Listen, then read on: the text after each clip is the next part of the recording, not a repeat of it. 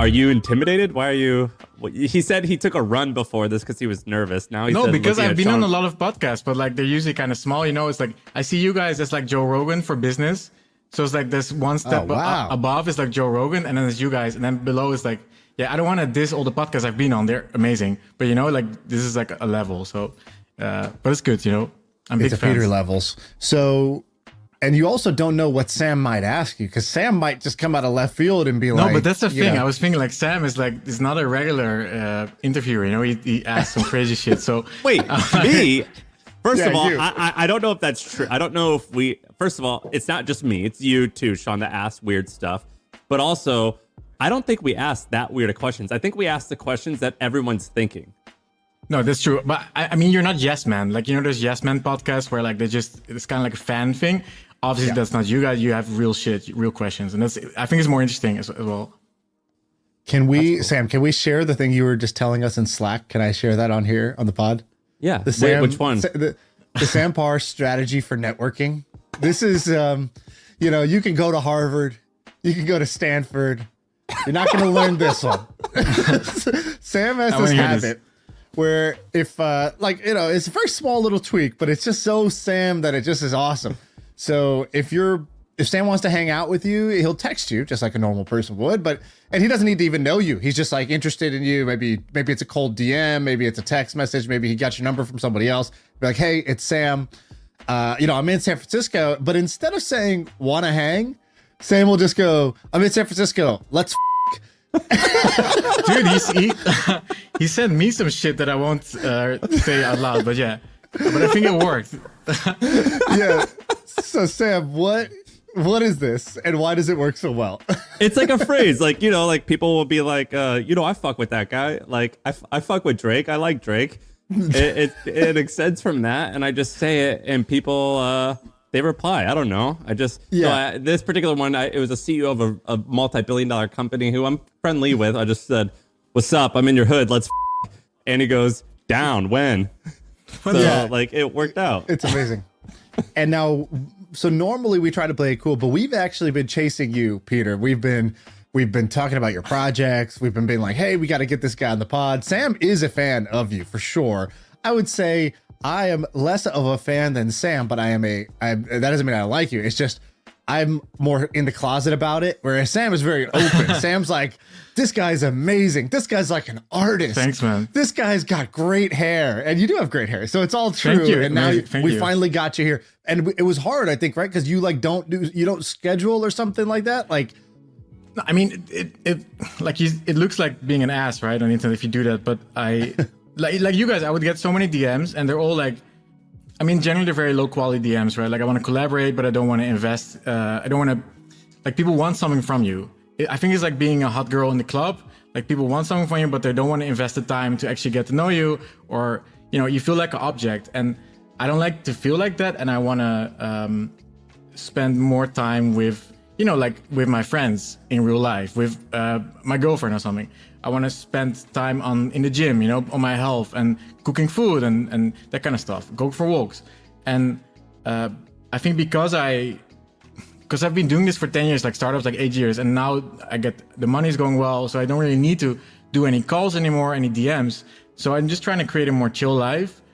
And I'm not an asshole. It just means like I don't have time to reply to everybody. So I close my DMs, and then people got really angry on tweets. They're like, why do you close your DMs? Are you arrogant and stuff? So I wrote a blog post, like kind of explaining my day and my routine and what I do in the day, and that I don't really have time, if I do all the things I do now, to also DM everybody and reply everybody and do calls and stuff. And that's pretty much the argument for it. Let's give the context. So let's explain who the heck you are. So your name is Pieter Levels. You're known on Twitter as Levels.io, right? Yeah. That's the right way to say it. I saw you a while back. I'm just going to say some interesting things about you.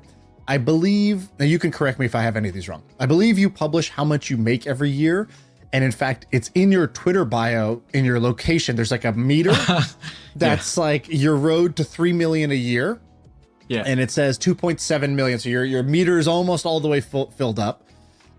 You build a bunch of random small projects, usually around some things you like or believe, or your lifestyle, which is kind of a nomadic lifestyle. So I believe, I I think you hop around, or you don't have like a home base. So you live, you could be like in Bali, and then you could be in the Netherlands. You could be a different place all the time. And you make these small websites or apps, and it says in your bio that you have 13 million monthly active users. And I remember seeing you because you did a community, like a Nomad community, a Slack community really early on. Like Slack had just come out. Yeah. And I was like, this guy's like charging $10 I think it was $10 a month or something to get into this thing. I was like, he's got like 1,000 people in here. Wow, this guy's making good money doing this. Like just by making a Slack group. And you just do a bunch of small experiments like that. That's what I know. Sam, what did I miss? Peter, let me give like the outsider's perspective that's a little more holistic. So basically there's two things that are interesting to you. The first one is your businesses, which actually are the lesser of the two interesting things. So you have roughly you have 7 different businesses, ranging from Nomad List, which makes $2.1 million in the last 12 months. That's a job board. You have another job board called Remote OK that's making $115,000 a month. You have Read Make, which looks like it's like an ebook, something like that. Yeah, it's like an ebook. Yeah, $60K a month. Then you have got like a bunch of really. Sam, you're seeing these numbers because he publishes them. Where do you publish these? He publishes all of them on like the URL. Go to his Twitter profile, and we'll let you talk. Sorry, Peter, in a second. But go to his Twitter profile. Go to his Twitter profile and then like click off, and it's like open revenue at the very bottom. But I'm reading off of our notes. So, and then you have like a QR menu creator. Then you have like an inflation chart, which doesn't seem like it makes money, but tracks inflation. And then you have Rebase, which is a platform to help people become a citizen of Portugal, help them relocate to Portugal. So what's the first part is those businesses. Like I said, you have those that are interesting. I would narrow it down to say you have a series of job boards for nomadic or remote work that are pretty profitable. But the second thing that's even more interesting is the way that you do these things. So you do a few things that are interesting. The first thing is I think you're the only full-time employee, right? And you use a team of contractors. And second of all, you have this weird personality that's very embedded in everything you do. So that's kind of like my big intro of what you do. Does that accurate? I could see a website and I could know you built it without you having an about page, which is kind of the ultimate clunky, compliment. Right? It looks a little. No, it's like but it's in a nice way, I guess. Yeah, because another designer. Yeah, no, I think it's accurate description. It's like I'm not very nomadic anymore. Like I'm slowly settling down, right? But I started very nomadically. I was like moving around every month. I started like in 2013. I started nomading and I went to all these places and I started building these apps, these little websites, these little products to validate. And I remember, I told the story so many times, but I was following Patrick McKenzie, Patio11 on Hacker News, famous Hacker News guy, and now he works for Stripe. And he would share his revenue on his blog about all his little products he made. And it was like appointment reminder for barbershops, so you got an SMS just before your appointment, so you don't forget it, that kind of stuff. And I was really inspired, like, okay, this is not like some big VC-funded guy. This is just like an indie guy who's just on his laptop kind of building stuff. And I kind of mixed that with the nomad thing, where like building from your laptop, from your backpack, moving around. I think also getting inspired from different places, because if you move around, I know Sam moves around a little bit as well. Your life becomes very unique because you meet different kinds of people. You're in different kinds of places. You see different kinds of products, like in shops. Like if you're in Asia, you see some futuristic shit you don't see in Europe and America. And all that stuff it helps for inspiration for creating products in some indirect ways as well. So that's pretty much what I've been doing. And I think I've been trying to be like radically honest. Like I know this American guy who pushes the radical honesty movement. So I'm trying to do that in my personal life. I'm trying to do it on the internet. I'm not perfect, but I'm trying to be as honest and open as possible, because I don't like this fake corporate stuff. And it's because I studied business administration and I have a master's degree in it. So I know all the management consultancy bullshit. I've been there, I've done that. I know that's where my friends work. I know investment bankers. And I hate that a lot of that world where it's like fake and not real. And I want to be very open and honest. And I think it's also a little bit of a European thing, not to slag off Americans. I love America, but like in Europe, people are very a little bit more direct and a little bit more straightforward. And I think that comes across in the stuff I do a little bit. So what's the total size of all your projects in terms of top line and bottom line revenue? Yeah. And isn't it true that you're the only full-time person? And how many contractors are you using? Yeah, so I have one customer support contractor part-time, Isabel, and she works for all my projects. And I have a moderator for the Slack group, because dude, Slack groups, there's some drama in there. Like I've had some crazy drama in these Slack groups, in communities. So you need to have a moderator, you need to have rules, and you need to have you cannot just automate this moderation away. Like I tried that, but you need a real person there to, check on messages and stuff. And then I have a DevOps guy, he's my best friend, Daniel. And he works kind of like a SLA, like a service level agreement, where if the server goes down, he gets a message. If I'm sleeping or something, he brings it back up.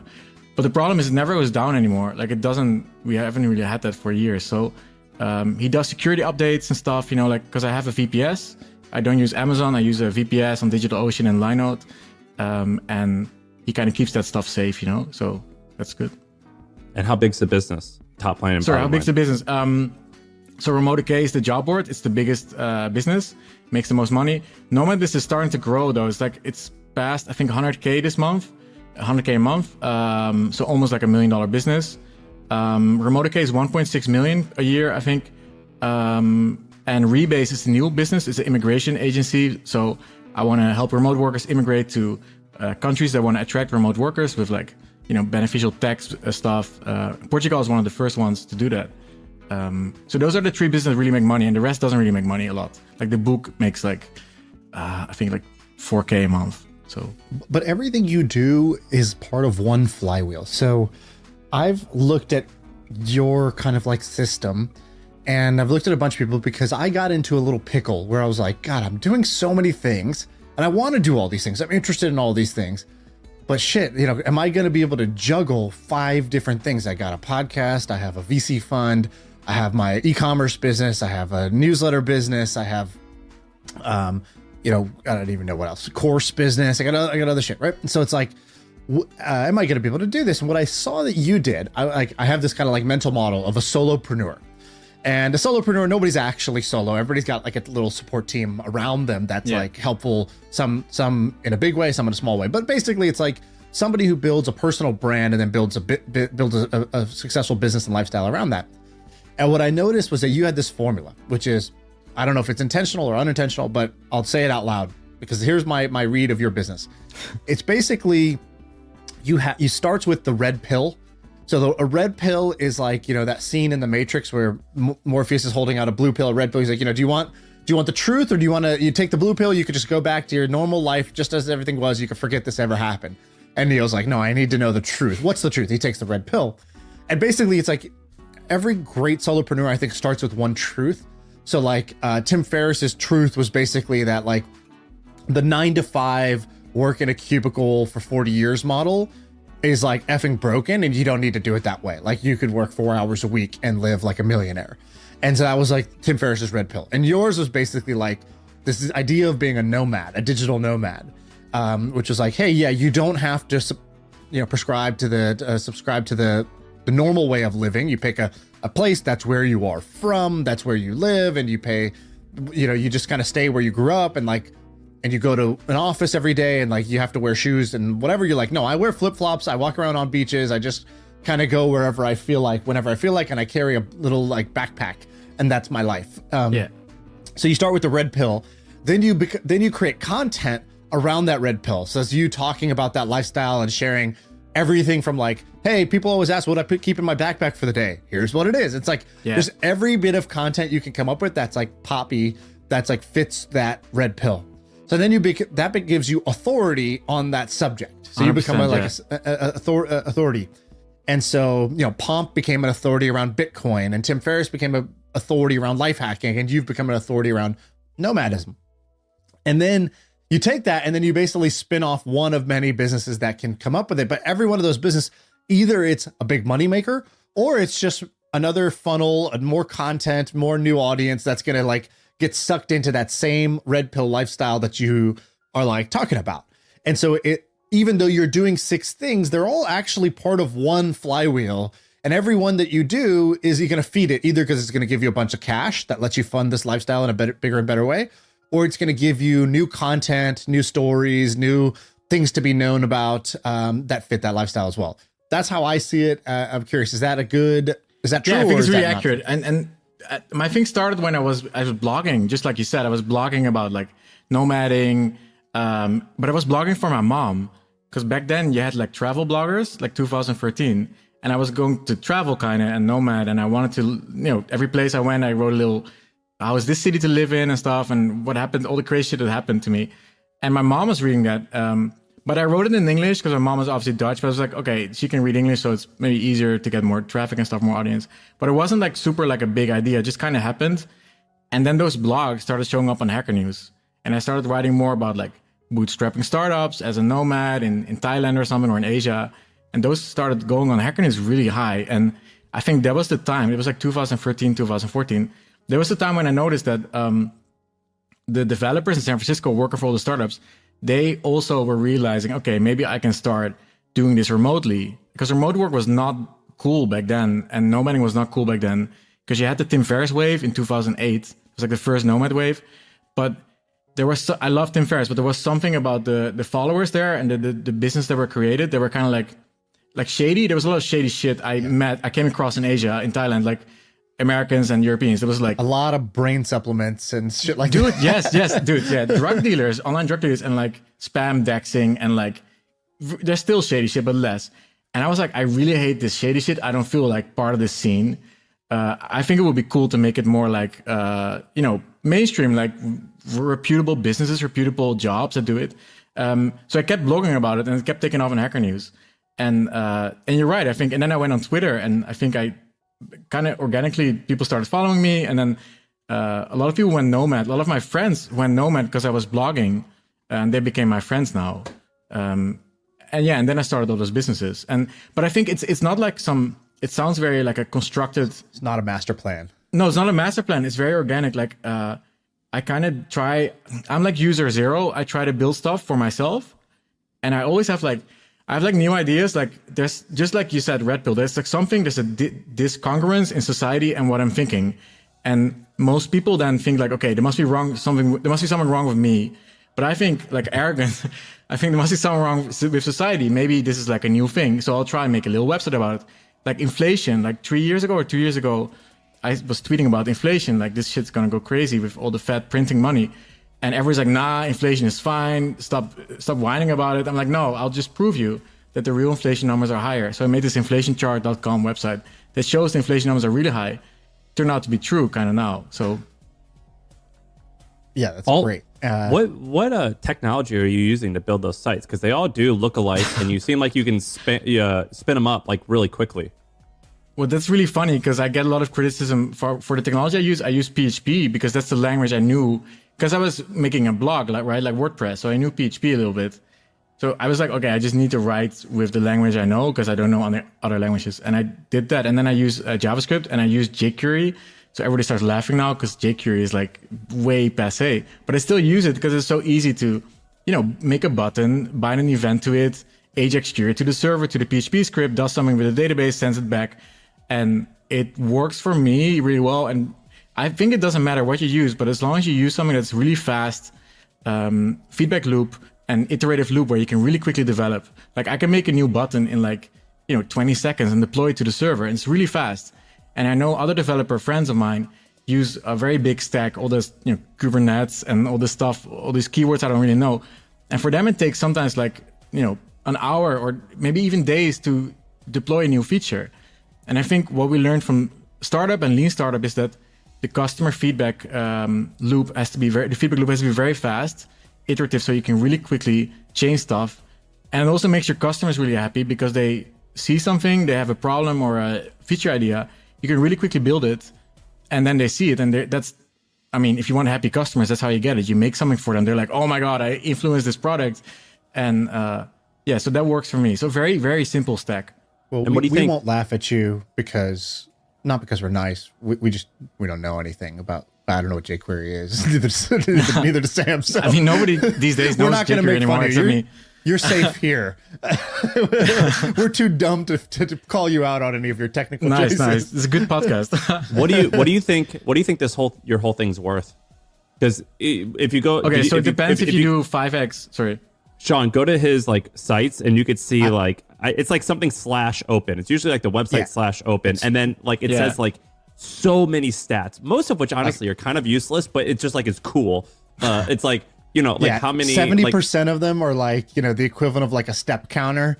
It's like how many DMs did I get today? How many no, I don't have that. No, you do. You have it's collective. It's like DM sends, you know, it's collective events. Yeah, but whatever. Like, okay, for example, I'm on nomadlist.com, which you said is I think your biggest one, /open. And on it, you see the revenue chart, you see, you know, CO2 removed from the atmosphere, you see the full P&L, you see a bunch of other things. And one of them that you see is so 73% profit margin. Your team says 0.78. So I guess that's like part-time. Like full-time equivalent, like FTE, yeah. And then plus 492 bots. What is that, servers? Yeah, so on the server, but then he you also, can do like... he has a valuation too. If you scroll down, it says, if we sold for like X, whatever the multiple 30x is. profit. If it was 30x profit, this would be 17 million. So I tried to take the PE. I mean, it's not super accurate. I did business, but it's the PE ratio of public companies that are similar in the industry, and I try like sync it to that sometimes. But it completely depends on the multiples that someone's going to pay for it, right? Like, have you sold multiples any of are these? Extremely low. No, I've sold nothing. But I've been in selling processes with previous guests on your podcast. You know, so. But it kind of bounced off. I'm just gonna guess it was Andrew Wilkinson because he loves Andrew Schmilkinson. Yeah, because he loves job boards. That's just a guess. I can't say anything. But 80%, I signed NEA. 80% of the acquisitions they bounce off, right? So right now I'm like, I don't really care.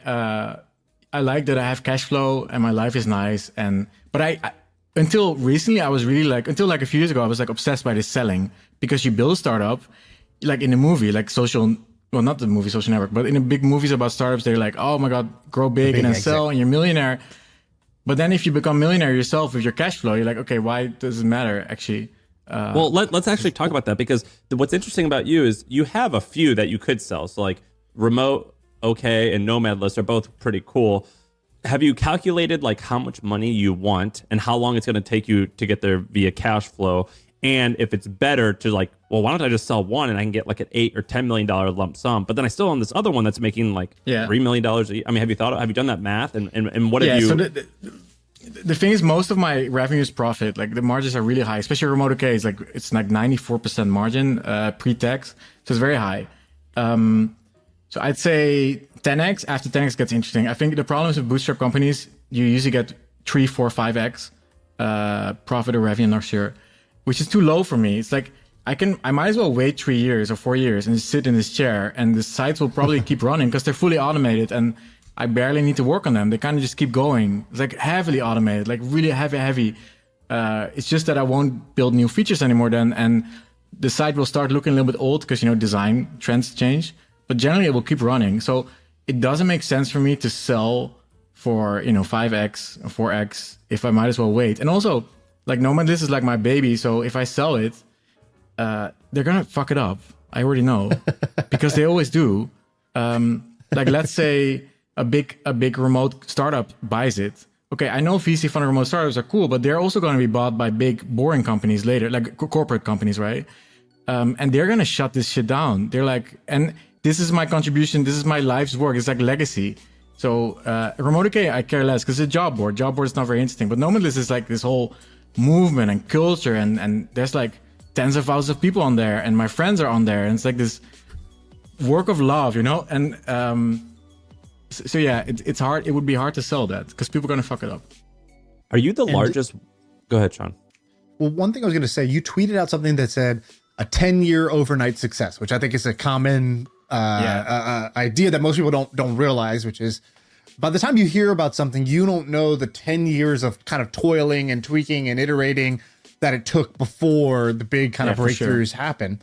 My life was the same way. You know, I started my first startup when I was 21, and I made my first million by the time I was 30 or 31, right? Like it wasn't, it took 10 years. That's early, man, yeah. And you know, and then every year since then, a bunch of great stuff has happened, but like it took a long time to get that breakthrough. And I was looking at your chart, Sam, I don't know if you saw this tweet that he has, but the chart basically shows, I think you start It's like the sum of all my revenue together in one chart, yeah.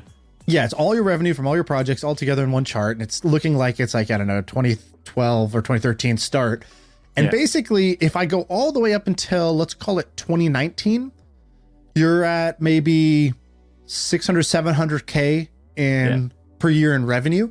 And only in the last, like kind of the pandemic boom, Dude, like, you know, COVID, let's say 2020, from 2020, you went from under $1 million to 2.5 million a year, right? So you 2.5x, and you like, it's because it sounds amazing. Wow, this dude's making almost 3 million a year. It's like, yeah, but he's also been building that momentum and stacking these assets, and it just really took off. And which I'm guessing is like pandemic fueled a lot of people wanting to be nomads, and like you were there to catch that wave. You were the guy ready to catch the wave. Yeah, but I had no idea this was coming. Like, this was like, I did this presentation in 2015 where I predicted there would be 1 billion remote workers in 2030, and everybody laughed at me. And I was like, even in the comments, like YouTube comments were like, "This is ridiculous. Where's your sources? This is bullshit."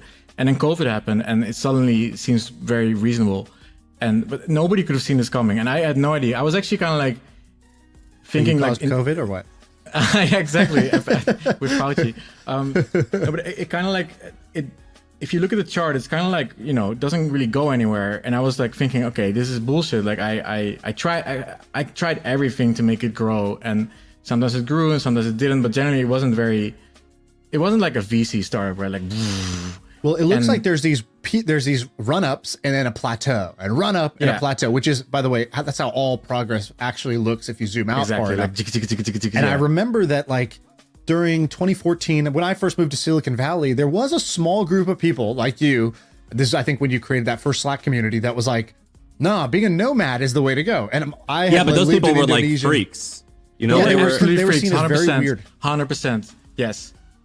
But there were some people who took the red pill at that time. I think Steph Smith, who worked at the hustle, worked at the hustles, she met you in, I don't know, Indonesia or Bali or something like that, because she had, I think, probably during that, more like that time period, 2014, 15, 16, something like that, she was one of those people that defected then, whereas now there's like another wave. And like, if you look at kind of like any lifestyle movement, it happens this way. It starts with like take crypto. It starts with the cypherpunks. Dude, exactly, like, you're right. Yes, they hang out in cryptography forums, and they took the pill first. And then came, you know, the developers. Then came the finance bros, and then dude, came it's the same with the next music, wave. like music genres, like hip hop, like early hip hop. And I come from electronic music, so drum and bass music. It was my previous career, like music producer. It's the same thing, like EDM taking off in the US in 2009, 2010 with dubstep. That's what broke EDM in US. That kind of stuff. You like these movements, these scenes are almost dead, and then suddenly something happens, like right, and it's so unpredictable. You have no clue what's going on. You can only surf it. So I think the metaphor of surfing is very accurate. It's better to surf these waves. In general, I think life, just surf waves. Stop trying to control it. Just surf it, and kind of like, you know, pivoting startups into, that's pretty much just surfing, like steering the surfboard over the waves. Because you cannot control the market at all. You cannot control society at all. You know. One of the things that bothers me about this indie hacker movement is, well, I really like it. I like it, but in general, what I don't like about it is like people think pretty small, so they're like, you know, like it's kind of related to like the FIRE movement, which is like, oh, I just want to save a little bit of money so I can make $40,000 a year in passive income, and I'm like, oh, that's cool. Like getting your first step is cool, but like that can't be it with life. Like you have to, like, you know, you're going to want more. You want to do more things and contribute to society. And with a lot of these indie hackers, they kind of come up with silly stuff where it's like a small widget that they sell for $4 a month and they hope that they can get to $1,000 a month. And I'm like, man, that's like neat if you're just starting out. But I think that this could be bigger. And you're actually one of the few people that I've seen go harder. You know, you're going harder on this. Are there any others like you? How do you think I'm going harder on it? Like, in which way? Your numbers are bigger. Like it's substantial. Like your numbers are nice already, and but it could be survivorship bias, right? Well, yeah, definitely. But I still think that there's a mindset of like I for example, your Twitter bio thing says your meter is going to 3 million. I would say most people who are indie hackers and makers and kind of like the sort of tinkerer community, they don't even have their meter to there. Their meter, you know, initially is going to start much lower, 60,000 or 70,000 a year. Sure. Yeah, and maybe yours did too, but then you like, oh, cool. I filled up that meter. I leveled it up. So what was your like initial goal? Was it like make enough to not need a job, or where did you start? And when did you get more ambitious? So I mean, back when I started, I had a YouTube channel for this electronic music I was making and stuff, and I was making like a few $1,000s from YouTube AdSense. So I had some runway, some cash flow to live off of, travel off, and work on mini startups. But it was very fast. It was shrinking because of the competitive, like the copyright claims on YouTube in 2012 and stuff. So it was pretty much becoming like below $1,000 a month. So I had that cash flow, but to go to your question, I think it's a power law. Like you always have a few people in a scene who will make more money or get more successful and stuff. Also, there's a delay effect. I started in 2013 or 2014. This indie scene it wasn't cool until maybe, I think 2018 or something, 2017. So these people that are going into it now, they're just starting kind of. And I think the widget thing is interesting because you said it's only a widget. If you make one feature really well that solves like one problem, you can get some customers and you get some cash flow, and then you can build a second feature and you can slowly scale up to a real business, to a real product toolkit, right? And then I think another thing is you don't see a lot of people with multi-million revenue because they will quickly raise VC. Like once you pass $1 million a year, they will switch to, okay, let's go big, let's go become a billion-dollar company. And I think I'm the exception. I'm like, I don't want to be a billion-dollar company. I'm fine like this, kind of chill. And that's why you don't see those people a lot, because I do know them and they quickly disappear. Like this app we're using now, Riverside, I think is raised VC now, started bootstrapped.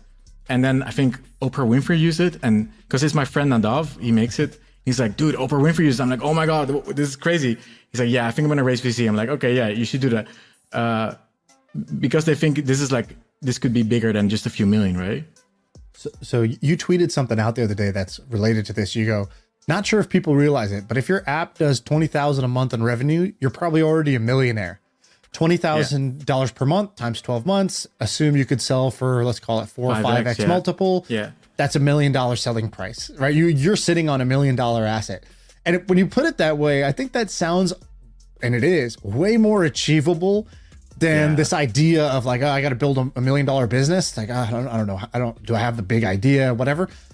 But getting something to 20 to 30,000 a month in revenue, it seems approachable, digital, right? It's approachable, and that's kind of awesome. I think that's an amazing, like, all you did is you said something that was true out loud. And I think if more people heard that, that's why I'm kind of bringing it up here. I think if more people heard that, that is a pathway to a millionaire status that does not require like winning the startup lottery of like inventing the next big thing, or working and saving and, paying your crazy W-2 taxes for like, 15, 20 years to get to the same outcome. Yeah, exactly. Yeah, I agree. Yeah. And I think it's reachable, especially if you think about high automation, very high margins. So software business, you're not going to hire a big team of 10 people immediately. You work with part-time contracts like I do, and you keep your margins very, very high, because then you can sell for 5x, right? Then your revenue is almost your profit. So it's the same. I think so 20K is approachable. Let's brainstorm a business together that could get to 20K. So what's an idea that you're not currently building, but you thought of, because I'm sure you're an idea guy and you think, oh, you could make a website that does X, or you could make nomad lists for this other niche, or you could make, the immigration one for this other thing. So what's a business? Let's brainstorm a business together. What's a business that you think could get somebody to this millionaire status? Dude, I think it's like, again, this is so personal. So I've been living, like I used to live in hostels, right? In like dorms in 2013. I didn't have money, shared with 6 people, like crazy. Then I started like private rooms in hotels. Then the rooms got a little bit more luxurious because I had more money. And then I started discovering like apartment hotels. And it sounds like bullshit, but it works so well with remote work. So I'm in an apartment hotel right now in Europe on the beach, and there's a kitchen. What's an apartment hotel? What does that mean? Sorry, apartment hotel is essentially a hotel. So full serviced, furnished, nice interior hotel room, but you also have a kitchen, you have a bedroom, you have a living room, you have it's very big. Right. It's pretty much like an Airbnb, but and you pay per month or per night or what? You pay per month. Well, you can pay per night, you can pay per month. It's just like a hotel. Sean, it's like that guy Sonder who, or whatever. Yeah, it's like Sonder, and it's like all, I forget the other one. The guy was supposed to come on the pod, but he canceled last minute. Sam, you did one of these in Nashville, right? Or something where you're like, this is awesome. Yeah, There's like a Nemo lobby where everyone's working. Yeah, it's like it's basically just an apartment that you can rent for 5 days, and they're pretty cool. I do them all the time. The problem that I've experienced is in New York, it's like 10 grand a month, and it's like 600 square feet. So that's why I tend to go Airbnb. But when I'm in smaller, less expensive cities, you can get like 1,000 square foot place for like 6,000 a month, and it's basically an apartment building that has one floor or all floors dedicated to Airbnbs. Yeah, gotcha. The problem with Airbnb is that I've noticed is the quality is very high. There's a big range of quality, and there's problems. There's no daily cleaning. It feels too much like unexpected. Like you don't know what's going to happen. The water stuff might break. If things break here, you just get a new apartment, right? And I've done this in Europe, and I've done this in Asia too, in Thailand. And I spend about usually 2 to 3K, 3.5K. So it's a lot of money. It's more than normal rent. But the cool thing is that it solves a lot of problems you have in your daily life because it's serviced and stuff. And it's a huge thing in Asia. It's a huge thing in Southeast Asia, even in Korea, Taiwan and stuff. So I think that's going to be bigger because of remote work. Because you have remote workers, even with families, with kids, and you don't want to live in a hotel room. A hotel room is very depressing. Like I go insane in hotel rooms. It's just like a bed and you can barely walk around the bed. There's no space. I need to cook food. I need to buy steak from the local butcher. I need to cook it with broccoli and spinach and with my friends and stuff. And you can do it in an apartment hotel. And I think if you target, it's a high-end market, I think, of remote workers that make a lot of money, like 200K or 100K something. If you target them, you can make a lot of money because it's serviced, furnished. So what would you build? You'd actually build an apartment hotel, or you'd build a digital product? That's a big question because I'm a software guy. I don't want to own stuff. I don't want to have all this. I don't even want to buy land. I don't even want to buy a house. I want to be able to be a customer of these kind of things, right? But I want it long term. I want to be able to rent for like 6 months, or 12 months even. I want to be guaranteed to stay. So my wife and I are like, we're at the point where we're going to start having kids soon. And I live not like you entirely, but a little bit, where we spend half the year one place, half a year the other place. And what we're going to do next year is just do a 12-month lease in New York and just not be there all the time. But I'm looking to rent all of my furniture. And I've been looking at a place where I was like, all right, I just want to like book this one place.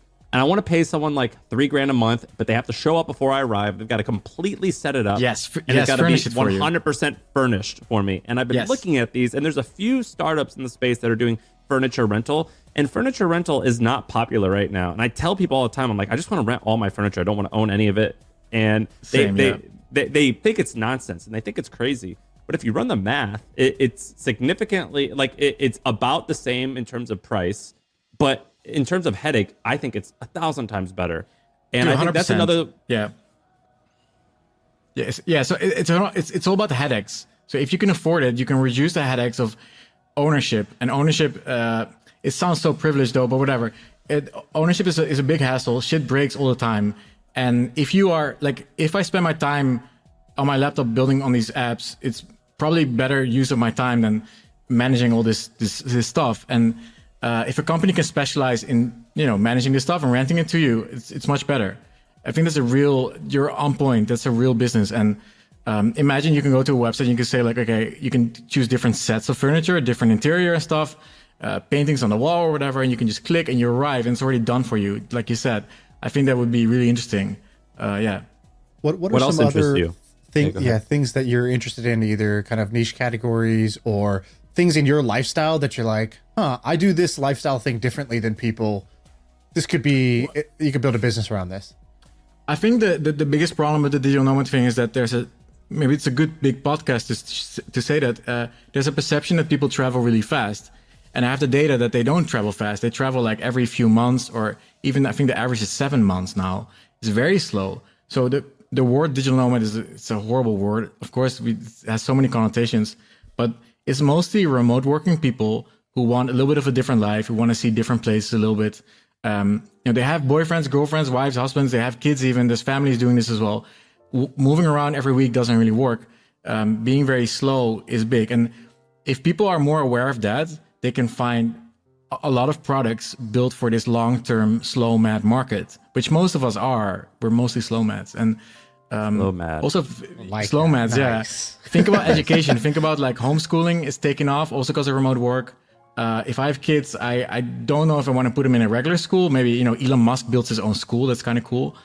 But you can do things in a different way. And like now it's still we're still niche. Like this remote work thing is still niche. It's going to get only bigger. There's only going to be more and more people doing this once physical jobs get automated. So if you make products, I don't know a specific product, but if you build products for those people, that's a high end market of like tech workers that are remote. So if you don't, but you said that you don't own stuff, or you kind of said like you don't like owning stuff.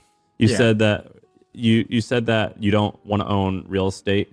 So if you're making $2.5 million a year in profit, this is a question that Sean always asks that I'm stealing it, which is, what do you do with your money then? Yeah, so I'm heavy in ETFs. I read a blog post by, what's his name? The guy from Google that does SEO. And he's like, I just put everything in ETFs. So Vanguard ETFs, S&P 500.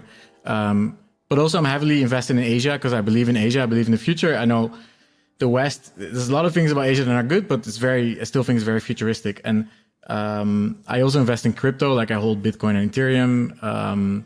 It's always scared to say those things on the podcast, right? But it's all like very secure and stuff. So it's not exactly the most shocking thing to assume no, that you own some every crypto. tech guy, every tech bro has crypto. Yeah, exactly. But I mostly You're actually not allowed to have that haircut if you don't own like 3E. Yeah. What are you You gonna? can't have a high fade with like long top hair if you don't own 3E. I spend about like 4 or 5K a month or something. That's it. So most of it is just I do need to pay tax, but after that, most of it goes to ETFs and stuff. It's scary to invest now because it's a scary time. But generally, I'm like, I want to do this for 20, 30 years in ETF, invested and stuff, and sometimes stocks. But I did a benchmark. My S&P 500 ETF outperformed all my stock decisions over the last 2 years. So I'm stupid, just like most people. Sean, you want to tell them what you did recently What? Oh, selling? with your stocks? Yeah. Yeah, I sold not everything, but pretty much everything. I sold maybe 70, nice. 80% of the stocks that I hold. I get that. Yeah. I mean, but I'm scared. They always say like, don't try and time the market. So I'm like, okay, I'll just sit and just crash with the, Sean, the why thing did and you go do back up. Uh, that? Why don't you just like chill? 2 reasons. One, I didn't want to risk a margin call because I borrowed a little bit against my stock portfolio, to what I felt was extremely safe, and it's still safe. But I was like, look, if this drops another, 20%, then all of a sudden I'm having a headache that I don't want to deal with. I don't want to have to deal with freeing up a bunch of cash just to buffer this. So I was like, I noticed that every morning I was waking up and I was checking it, and I was like, okay, logically, I know I'm in pretty good shape here, but the stress of having to think about this is taking away from my my day-to-day quality of life. It's like, that's the opposite of what I want money to do. I don't want money to give me stress. My money's supposed to take away my stress. So what did you do with the money? The opposite. What'd you do with it? Where is it? It's just in cash right now. I might do some some short-term, fixed incomes type stuff. But like for now, I was like, again, I don't care. Like, I don't need the 2%. I needed the peace of mind. And so that was the first thing. The second thing was, I thought, what will I regret more? What do I believe more? Do I believe that this is the bottom? Or do I believe that this is kind of like actually thinking that this is the bottom, 6 months in, and that it's all going to get better soon? Basically, like, there's 3 paths. Either it gets better now, it stays, this is about the bottom, but we stay here for an extended period of time, 1, 2, 3, 4 years, or it has further down to go. And I basically thought that things going up soon seemed like the least likely thing. Like I would actually be betting against that heavily. And so I thought, okay, I have nothing to lose here in terms of upside, because I just fundamentally don't think that stocks and everything's just going to go rip back up again. And we're all going to pretend like, that was it. We just had a few months of pain and then it all went right back up. And remember, things are all green again. So I thought either it's going to be flats, boring and sideways for a period of time, or it's going to go down more. And I thought, well, in either case, then I won't regret being in cash, because A, I don't have to sweat it every day. I don't have to think about it every day. And B, I'm not losing anything by doing this. And so that was my thought process. And I figured, okay, there's going to be these little bear market rallies. So just sell at the top of the next bear market. So that's what I did. Everything rallied 5% and I just sold, and I kept 20% still in the market, and I just left the other 80% in, and not thinking about it cash. But I held my crypto. I didn't sell my crypto. That's good. Yeah. Are you guys mostly invested in the American stock market or worldwide? Yeah, like you said, I believe in Asia. I'm like, yeah, I believe in Asia too, but I don't know what the fuck you're talking about. How do I go invest in Asia, and where would I invest? I don't even know. What does that mean? Are you buying the equivalent of like an ETF for like ETF, Japan or something? What are you doing? Dude, I had a Vanguard ETF China, and then suddenly it disappeared from my broker app, and I'm like, what the fuck is happening? And I get this message, they're like, Vanguard left China in March or something, because they were like, this is too crazy. So I had to buy a different ETF. I don't know this. Yeah, the government did some shit. For sure. They did some shit. They made private companies public or something. Yeah, no, they fucked Jack Ma for sure. There's a lot of weird shit happening, but I still think I should be invested in those markets. And Sam, have I told you about the Jack Ma thing? How it's crazy that the third richest man in the world China was like, hey, dude, Jack, shut up, and he's like, yes, sir. They just took Jack offline. Yeah. My brother-in-law calls me like, so we had one moment where like a month in when people started noticing Jack Ma is missing, and my brother-in-law in the car one day was just like, where's Jack Ma? Like, he's like as if he was in the car, but he's like, bro, why aren't we talking about this? He's like, where's Jack Ma? And we just started laughing. Like, how crazy is that Jack Ma is just not like, what if you just couldn't find Elon Musk because he said something, that Biden didn't like? Like that idea is crazy. They did it with the tennis player too. Yeah, I saw that. Dude, my brother-in-law still calls me. He'll just call me out of the blue. It's been like a year now, and he'll be like, yo, where's Jack Ma? And then he'll hang up. And like, that's the whole call. That's so good. He'll just be like yelling, where is Jack Ma? But dude, that's the thing with Asia and China. Like, all this stuff is accurate. There's some crazy shit. But the other thing is also accurate, that there's a lot of stuff happening in Asia. And I think in the West, in Europe and America, we have a blind spot because we get so much information that's negative about Asia, especially about China. And I'm not a China spy or something. My friends call me China spy because of that. But I think it's a blind spot a little bit in the West that we're going to miss out on. China is going to be the biggest economy in 2030. I think by GDP, it's already the biggest economy by purchasing power parity or something.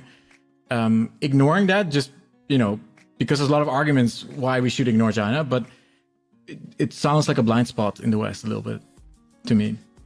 Do you, what? Well, I'll do it. We'll do an easy one. Do you like tweeted out your calendar and it was like free for a week or something like that? And I know Sean does that too.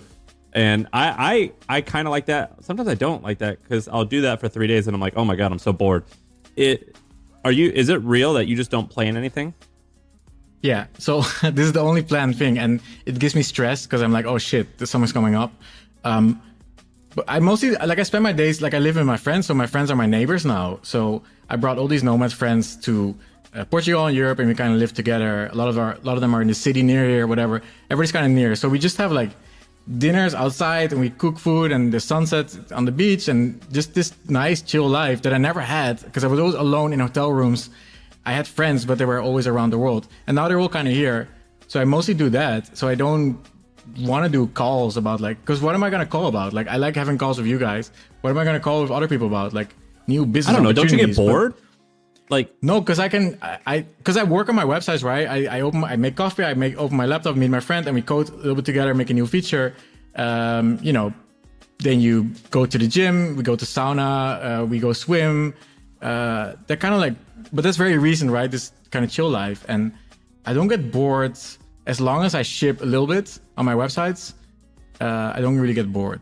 You're the only rich person. So basically, it's almost always the truth that no matter how hard you try, the more income that you make, your lifestyle gets inflated. Maybe sometimes not as much, but then other times a ton. And I was oh, I'm going to fight it. I can't imagine spending more than $10,000 on a car or whatever. And then you make more income. You're like, oh, whatever, who cares? You said you spend $4,000 or $5,000 a month. You're one of the few people that has acknowledged that your lifestyle actually doesn't seem like it's not lavish at all. Purpose. It's 100% on purpose. It's very and it's not always true because incidentally sometimes you spend more, right? Last month the hotels were really booked, so we had to pay a lot of money, but now it's chill again. I think it's on purpose because I try to follow last month was $10K or something for a That's hotel. Still nothing though. We were in Lisbon. You're making $3 million a year. Yeah, but paying 10K for a hotel is ridiculous. It doesn't make any sense. Like, it should be the max, like 2 or 3K for me personally. But I've seen a lot of people do that lifestyle inflation, because I know from corporate, from studying business, I know the management people and stuff, they get paid more and they get golden handcuffs, right? And they can't leave. A lot of my friends are like that. And I don't want that to happen to me. I mean, can't happen to me, but you get what I mean. And I know that material goods don't really make me happy. So I buy a new shirt or something, or I buy a new iPhone. Within 2 weeks, I'm used to it. And there's studies on this. There's like research about this stuff. Like if you buy a new car, even if you get married, after 6 months, you're at the same happiness. If you buy a house, after 6 months, same happiness. So if you know that stuff, you know that, okay, you don't really need to spend money so much. You don't need to buy stuff essentially. And generally it will probably make you happier.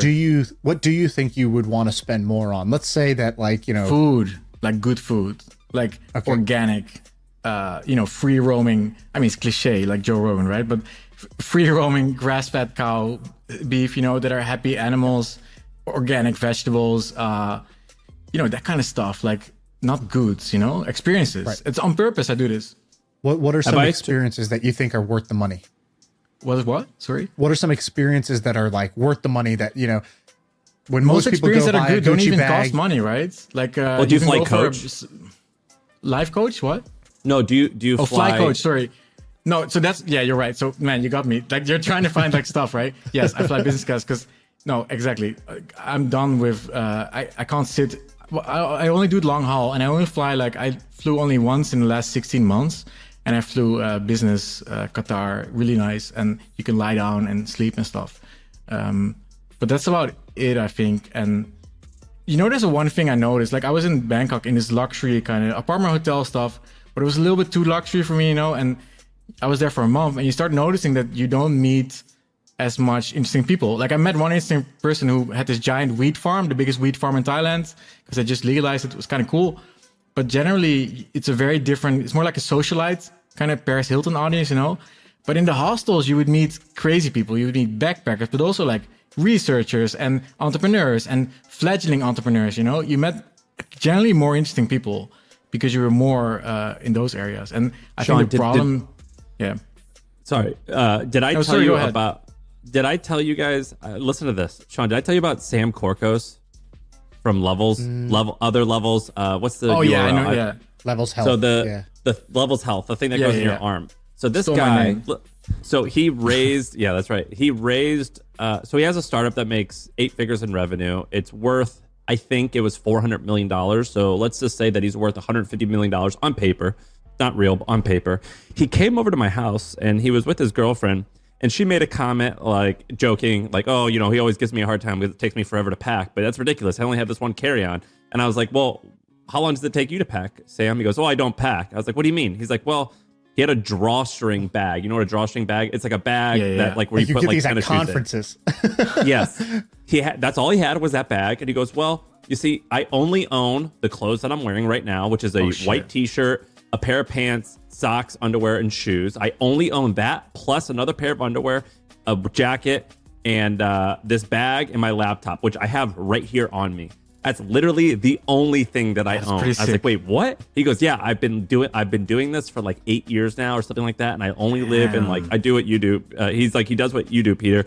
He lives in like these Airbnbs and hotel style setups, and he's been doing it for years, and that's all he owned. And I thought that was the craziest shit I've heard in a long time. So he does laundry every day? I don't understand. How's he living Well, off I was like, well, what if you got to go to a funeral? What if you have to do this? He goes, well, I just go to a thrift store when I need to go, and I buy stuff, and then I just bring it back. And he does it partly out of, I think, this is my guess, he does it partly out of like convenience of not wanting to worry about stuff. I also think that there's like a philosophy, like a very philosophical thing going on here, because it's like extreme. But have you ever heard of anyone, Peter, being that crazy?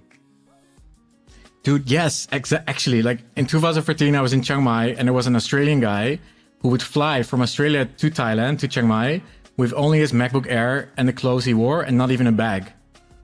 And he would buy everything he needed on the spot, and he would be there for like 2 or 3 months. And he would donate the clothes he wore to charity, and then he would fly back to Australia with his MacBook Air in his hand. And I was so impressed. This data is wrong every freaking time. Have you heard of HubSpot? HubSpot is a CRM platform where everything is fully integrated. Whoa, I can see the client's whole history, calls, support tickets, emails, and here's a task from 3 days ago I totally missed. HubSpot, grow better.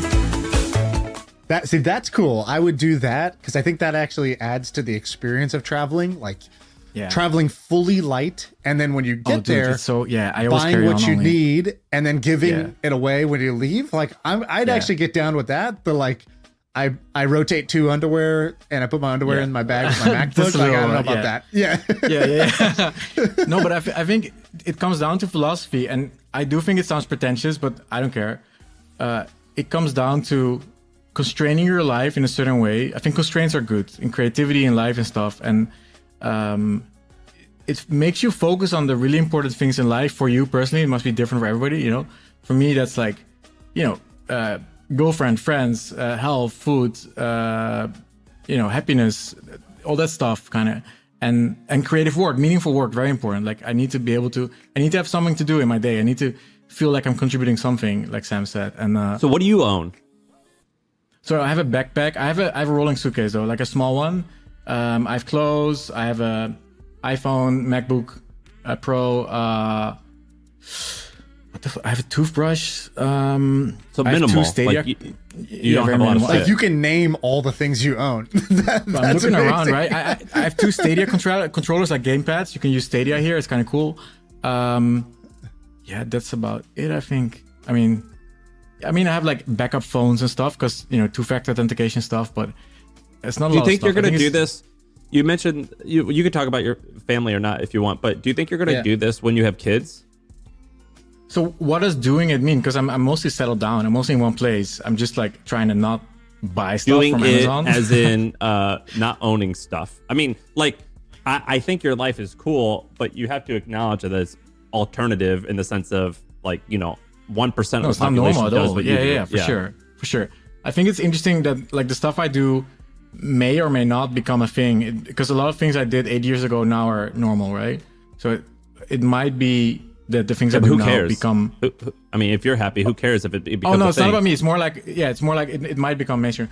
I think even if you have kids, you can do it in an alternative way. You can you can go to a thrift store and get like secondhand toys or something, secondhand clothes, that kind of stuff. But it all doesn't have to be so consumerist and buying, and you know what I mean. We can do it in a different way, and I'm just trying to figure out like how I want to do that, and we try and keep the focus on a nomad list style red pill before briefly, which was I forgot what it's called. Sam, do you remember the name of like the Zero Waste Project or the Zero Project or something like that? So basically my wife told me about this. She's like, there's like in the city, in the little town we live in, there's like this Facebook group, and what they do is it's like a barter. It's like it's not even a barter economy. It's like a giving economy. So it's like if you have stuff, you just give it into the giving circle, and other people can take it out, and then they can give stuff in. And it's basically like, oh, your kid. I think it's a lot around kids stuff. Like my kid's grown out of this.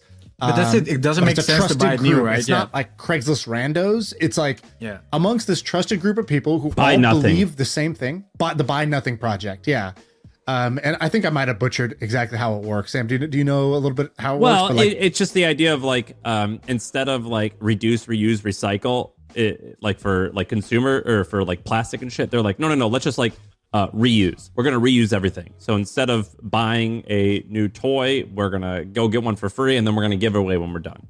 It's just a mindset. And then there's a bunch of companies in the space, but the big one is like this Buy Nothing series of Facebook groups where it's just like, I'm giving away these children's clothes, come get them. Yeah, I think that's nice. Like it doesn't make any sense. You have a baby and it grows out of its clothes every month or something, or every 2 months. So why would you buy everything new if you can ask your family for clothes they already wore or whatever, right? It makes more sense to me personally.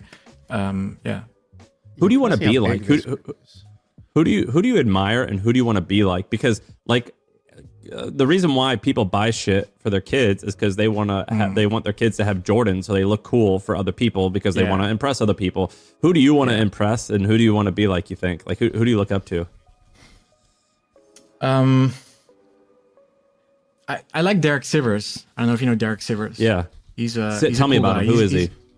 He started a company called CD Baby in the 90s, I think, or in early 2000s, which was like one of the first indie kind of music distributors where you could send your music as an indie musician, and they would press the CDs for you, and they would send it to your customers and stuff. And they also now on Spotify and stuff. And he sold it for $30 million. I interviewed him for my bachelor's thesis. Actually, he's a really nice guy, like the most nice guy in startups, I think. And he writes a lot. He writes a lot of books now, and he's very philosophical. Also kind of nomadic. He's been in like living in Singapore. He lived in New Zealand, lived in US and stuff. And he's very. If you go to his website, like Sivers.org, I think, he writes very much kind of same concepts that I talk about, like about simple life and yeah, it's hard to describe him, but I think that's a very inspirational guy to me. And I don't really need to impress. I think I want to impress my parents, but they're already happy with me, so it doesn't really matter. I want to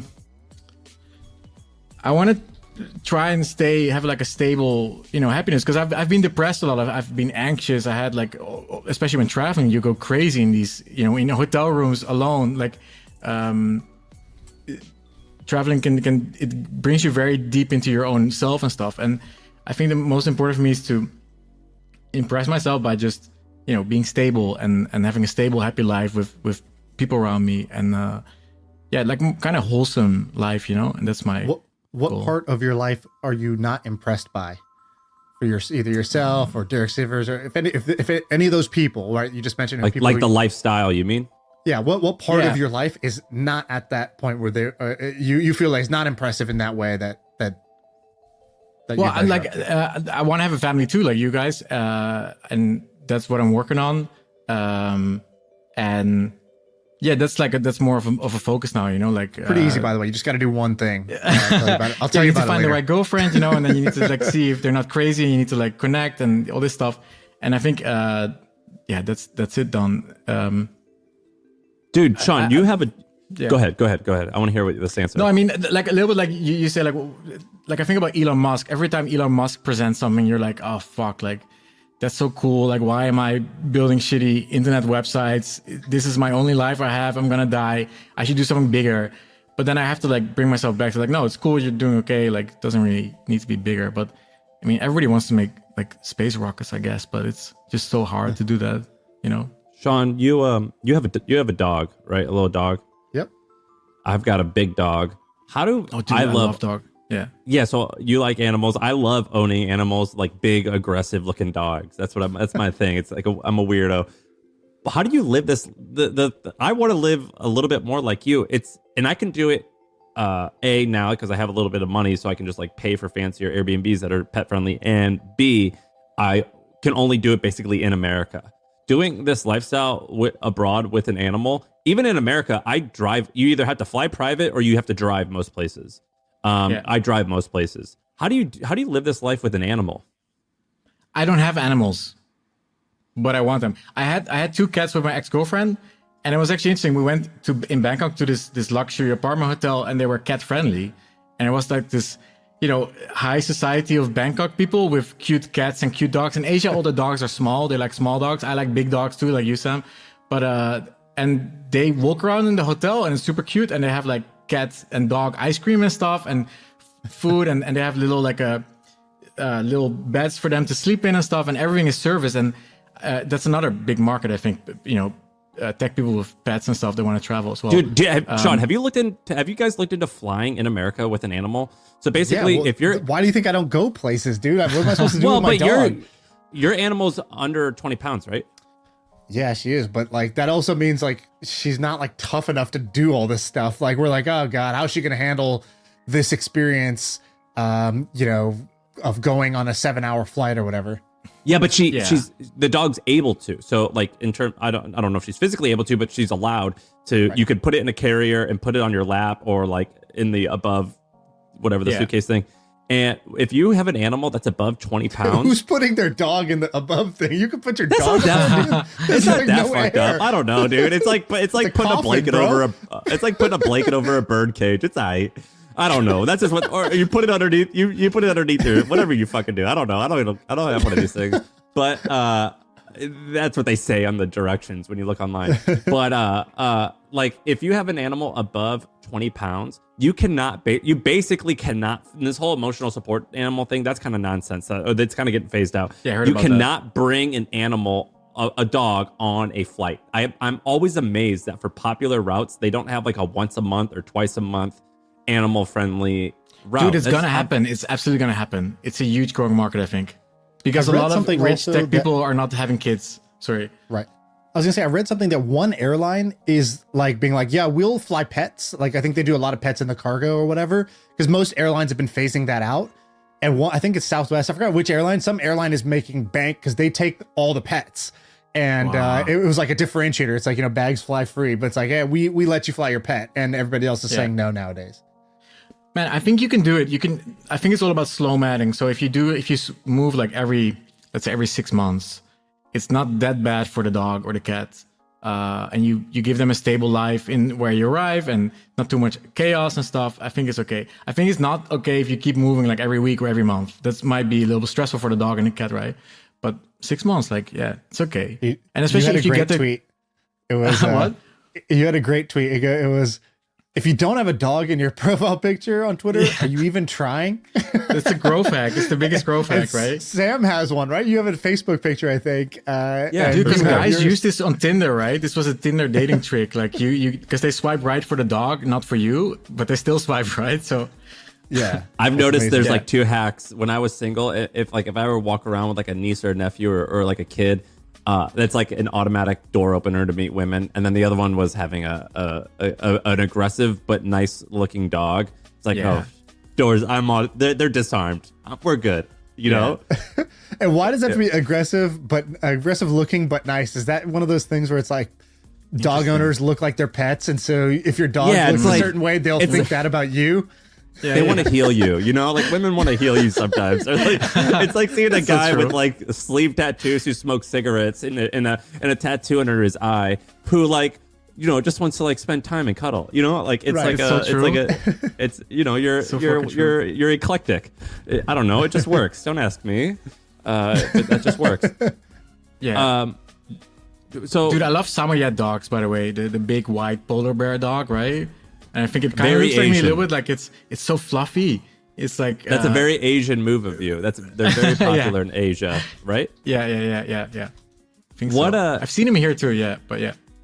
What are is there anything that people assume about your life and your lifestyle and your businesses that you, like, for example, with The Hustle as well as Sean's Milk Road, a lot of people are like, oh, that's it? It's just a fucking newsletter? You just write these words and you just hit send? That's so easy. Anyone can do it. And it's like, well, no, it's actually like a user acquisition play. Like, you got to know how to do that. And then it's also like, you're just not good at writing. Like, you have to be good, and that's just a talent. You either have it or you don't. And so that's like some misconceptions about our businesses. What about yours? Is there anything that people always assume and you're like, no, because like anyone can copy you? Yeah.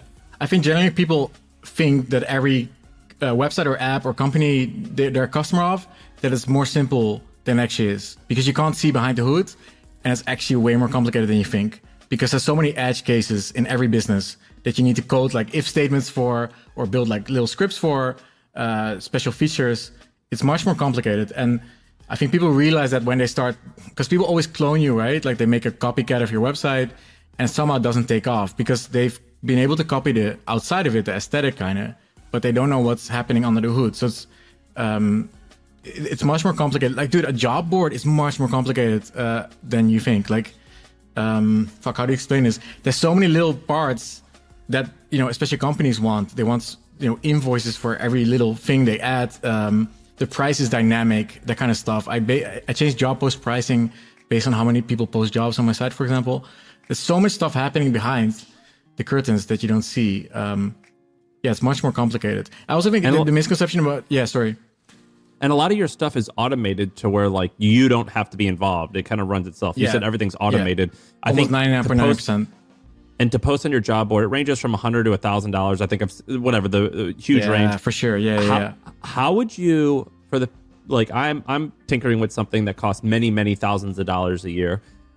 How would you figure out how to do that? Like, and so in my head, I'm like, fuck, I got to hire a bunch of salespeople. That sucks. Do you think that you could automate most things, even that are high-ticketed items? Oh, for sure, dude. I sell job post bundles for like 50K via Stripe, which is like amazing for me. To me, like I'm like, how do you do that? That works. So you make a page called Buy Bundle, and you have this. You can go to remoteok.com/buy-bundle, and you'll see like a slider where you can make your own bundle and get a discount based on it, and it's all automated. And you add your credit card, and then you pay, 50K or 40K, whatever. And how many people do that? Oh, yeah. It's like a lot of, it's like 30% of the revenue, I think, bundles. No shit. And so someone's using a debit card or whatever for 50K. Yeah, dude, these company cards, this is lagging information. People don't know the company cards have been upgraded, I think, because they're using it for much more these days. Really, like, it's a lot of money. And I have no idea, like, I never thought, like, I'm not hiring people. I don't know how this works. I just tried, like, okay, maybe, I think companies ask me, like, can we buy a few job posts for in the future? I'm like, okay, I'll make this thing. And a lot of companies use this. So you figure out the features that people want based on talking to them, of course. Dude, I'm looking at this sales page for this buy bundle. So buy 25 jobs is $22,000. You do something interesting on your sales pages is you just pack it with information. And that's totally the right move. But you pack it with text. Like you use icons to kind of break it up. Dude, emojis, yeah. I use emojis a lot. Yeah. No, it looks like a circus, right? But it kind of works. It's not like well designed, right? It's not like minimalist design. It's just like I just add stuff every day and it just keeps growing, but it works kind of. What's the biggest purchase someone has made? I can scroll it all the way up to 100. I got another call. I gotta run to. Peter, this has been amazing. I gotta go. Yeah, nice to meet you, Sean. See ya. What's been the biggest purchase that you've had? This scrolls all the way up to 150,000. I think 50K or something, around 50K, maybe 49K. But that happens a lot of times. Stripe. Yeah. Dude, this is crazy. Yeah, I'm working on this thing and like it's like 10K a year, and I'm like, oh man, I'm gonna have to like get on the phone all the time. But seeing you is quite inspiring. But I get annoyed if I need to use, like, I want to use these location service APIs to figure out where are people traveling to, for example.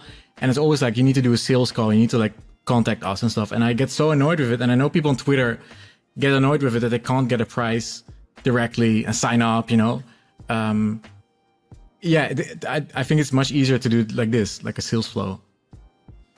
I think it's easier. I would argue maybe it's easier for me, yeah. It's easier for you, but I would actually argue there's a world where it's not as effective though, because I'm in the same boat as you. Is I don't want to have to do all this crap, and I'm not naturally a salesperson. But when I hired a sales team, and they were shockingly good at drumming up demand. And I remember a cool podcast with the founder of Squarespace, I think it was, and he was like you. He's an engineer. He's like, I don't want to leave my room. I don't like talking to people. I like freedom, this and that. And he goes, a huge mistake I made was I looked down on salespeople and I looked down on this like type of pricing where I think I got that, get them on the phone. But he was like, I looked down on it and I was wrong. It was effective. They created demand for a product, and that surprised me most.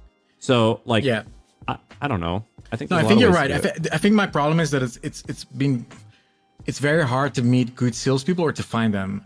And it's unclear for me how I can hire them, and how can I rate a person to hire them as a good salesperson? I don't know what's a good salesperson, and I've never done outbound, almost never done outreach and stuff. And I'm scared that if I hire salespeople, I need to manage them, and then they might fuck up. They might start spamming everybody on LinkedIn, and then it becomes like a screenshot thing on Twitter. Like, look, Pieter Levels is spamming with his website and stuff. So it might turn bad. And but I think you're right. If you get the right salespeople, it can work. I'd never been able to, find those people. It just matters what you're optimizing for. If you're optimizing for happiness if you're optimizing for happiness and like a good life, do it your way. Your way is working really well. If you want to like grow at a certain rate per year and you want to really push it, I do think a salesperson you do need a sales team, but that's not what you're optimizing for. You're optimizing for freedom. And happiness. Yeah. And I also think there's different types of companies. For example, there's companies that ask for a lot of forms, like they want like a W-8 form, like all these US IRS forms and stuff. They want you to sign everything. They want you to sign an NDA. And there's some companies that just enter their credit card on Stripe, and it's done. And it's different customers, and the customers that ask for a lot of questions on email, they generally convert less. For me, they pay less money, and they are more of a hassle to do customer support for and stuff. So you also you get different types of customers. If you do it all automatic, you get more kind of modern customers that are easier to deal with, I think. Is there anything that we didn't talk about that you wanted to talk about? No, I think we maybe transparency. Like the reason I'm so transparent is I think it's very, like I said before, I think it's very important to be honest and to show other people that you can build a nice indie company like this by sharing every like ups and downs of it. And instead of, because everybody else is only sharing like the good things and we're growing so fast and we're hiring and we're funded and blah, blah, blah. And I think it would be cool if we did business maybe in a more wholesome way where we, share everything and share the ups and downs and, maybe not grow super, super, super big, but more in a, wholesome manner. I like that, but I have a few critiques. The first is, I think that if you're high, so you remember Buffer? So Buffer did the whole shtick. Joel, They did it even more, equally as extreme as you, I would say. But they revealed. Yeah, they're one of my inspirations for sure. Yeah. But they revealed everyone's salary, and they did that. Yeah. I think they did it as a marketing shtick. They did it because they're like, well, like, our product's okay, it's good enough, but like, let's come up with a cool shtick so we stick out, and it aligns with our philosophies. Great, and it worked really well for them. But I actually think that it probably hurts them after a while. It's really hard to do that after 100 or 150. I don't know what the number is. Some amount of employees, because you're like, dude, I don't want my shit all out there. And if I was you, like, I don't like when we sold our company, I didn't exactly reveal how much I made because I'm like, man, I don't want to be a target. I don't want people to take advantage of me. I don't want to be judged in a particular way. I don't want that type of attention. So I'd rather just say like round whole numbers instead of like exactly what I do. There's a real security risk for sure. Yeah. Like you don't want to talk about where you are right now. And part of it is because you're for sure. 100%. Yeah. 100%. Yeah, so I think that's accurate. Part of the downside, but at the same time, it's a marketing. It agrees with your life philosophy, and also it's a pretty sick marketing shtick. Like, thank you. Yeah, I think it's hard to stop it because I've been doing it for so long. It's become part of my identity. It would be hard to like hide all this stuff now. And they're like, where did this open page go? Like, why are you not sharing anymore? I'm like, I'm just done with it now. Yeah, and I do think it's this recurring marketing machine that I think is a big part of why my businesses became successful, and why I got a lot of audience on Twitter is because of this. I cannot deny that. So it's very hard to quit that, right? Once you've been doing it for so long. Yeah, that's why I'm nervous about even doing it in the first place.